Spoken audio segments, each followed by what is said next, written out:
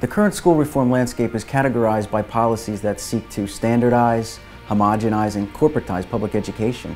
A command and control structure seems to pervade the policymaking environment. Bureaucrats across the country have put their faith in one-size-fits-all policies, and they don't seem to understand the complex nature of teaching, learning, or human development. We're in a situation now where the solutions to any perceived education problem are to standardize curriculum, close schools, impose more testing, and strip local control away from parents by having corporations who masquerade as nonprofits run our public schools.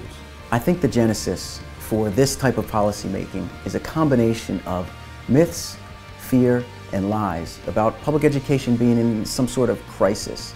So critics most often point to this idea of global competitiveness, and they link students' low rankings on international tests to some form of education crisis. The argument usually goes something like this. U.S. students rank woefully behind their international peers on tests of math and science, and that somehow means trouble for global competitiveness in the U.S. The only problem with that argument is there's no empirical evidence to support it. For example, when you try to correlate international test rankings to economic growth, you can take any international test from 1964, that was the first one ever given, up until 2003.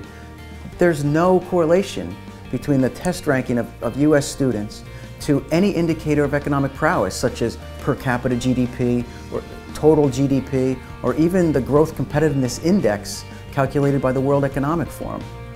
You can't find statistically significant relationships when you compare apples to apples. I mean by the G20 or the G14 group of countries. That's the economic fishbowl that we swim in. It's silly to compare the U.S. economy to smaller economies like Singapore. Singapore is a nation of 9 million people. Where I'm from, we call that North Jersey. Do I think we should be making national education policy based on a set of schools from North Jersey? No. Based on the evidence, it's folly to think that one score from one international test can be an indicator of education quality or economic strength for the third most populous nation on the planet. It's simply not true. The idea that a country like Finland or a city like Shanghai is going to overtake us economically is fear-mongering. It's built on an education crisis myth derived from lies. We shouldn't be making national education policy for children like that. I think a good example of a program created from that type of crisis mentality is the Common Core state standards. In essence, governors and education bureaucrats from 45 states voluntarily nationalized their curriculum in math and language arts. The standards prescribe mathematics and language arts content that needs to be mastered by every child in every grade level in those 45 states. There's no deviation. The Common Core standards, along with national testing, is a prime example of the policies created to standardize and centrally control public education.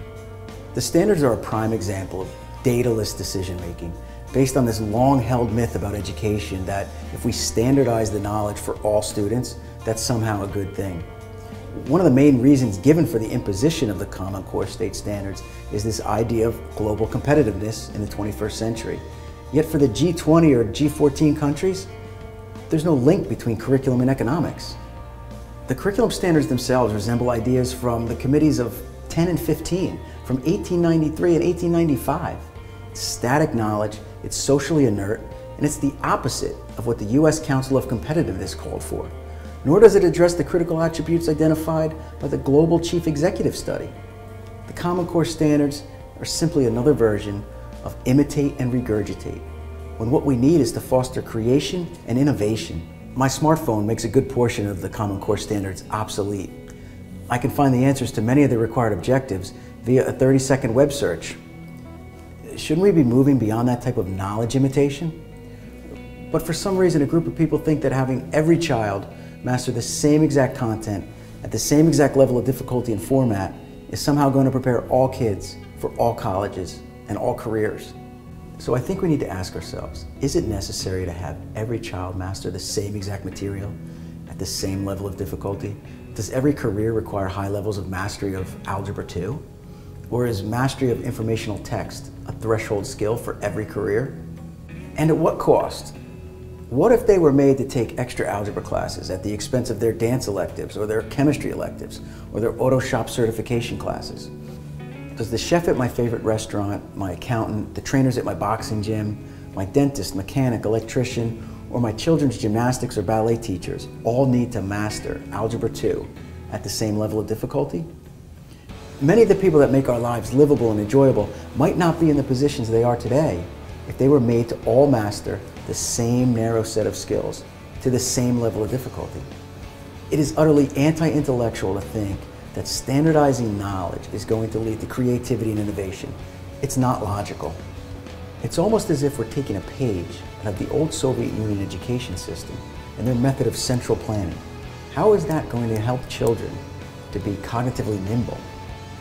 How's that going to lead to more creativity and innovation if we're just building the same model of student over and over?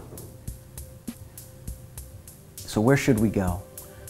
End standardization, return local control, and provide the financial and technical assistance resources so school districts can design comprehensive programs with large curriculum offerings to meet the needs of all kids. So let's commit to a guiding paradigm in which helping each student reach his or her potential and pursue his or her interests is the overriding goal. Hold district personnel accountable for being able to demonstrate the ways they're doing that and to demonstrate student growth in all its forms, not just in math and language arts. I just think that in America, we can do better than an inert curriculum built on 19th century ideas and forced with a testing system that will create knowledge imitators and automatons. I think we can do better than myths, fears, and lies. If we want to as a nation, we can foster the pursuit of skills that transcend centuries and careers. Skills like resilience, risk-taking, collaboration, persistence, cooperation, cognitive entrepreneurship, cultural literacy, empathy, socially conscious problem solving, strategizing, critique, critical thinking. We don't need to be afraid or believe in myths. We don't need to standardize and homogenize. We need to expand, enrich, and diversify.